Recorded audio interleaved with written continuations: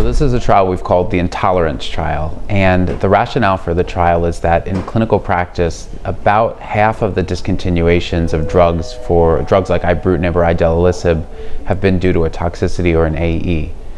And what we've noticed, at least retrospectively, is that those side effects tend to be different. So the ibrutinib-related toxicities are different than the Umbralisib-related toxicities.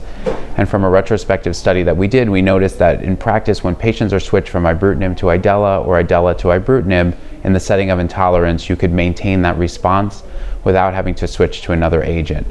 So we felt that this intolerant patient population were a large number of patients and that this was an unmet clinical need. And so the trial that I'm presenting looks at a new PI3K delta inhibitor called Umbralisib, or TGR-1202. And the trial is specifically geared towards patients who discontinue a BTK or a PI3K inhibitor in the setting of intolerance. And to participate in this study, you had to meet our protocol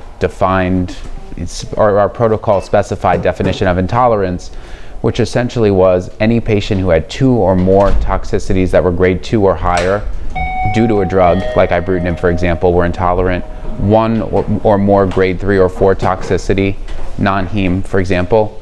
1 grade 3 event of neutropenia with fever or infection, or a grade 4 heme toxicity that was long-lasting and that the investigator felt was due to a drug and not due to progression. So that was the definition of intolerance. Then it had to resolve to grade 1 or less so that we could test whether or not that same toxicity reoccurred. If patients met that criteria and they didn't progress within 14 days of stopping the prior kinase inhibitor, they were eligible.